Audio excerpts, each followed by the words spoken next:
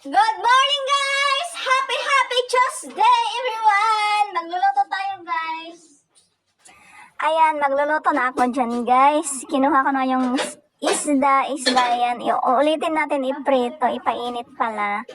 Para mag-crispy ulit at maganda ang ating kain sa rice. Ayan, nilagyan ko ng oil ang kawali. Painit na lang muna natin ang oil sa kawali at maghugas muna tayo. Hindi muna natin ilalagay ang isda kasi hindi pa uminit ang oil.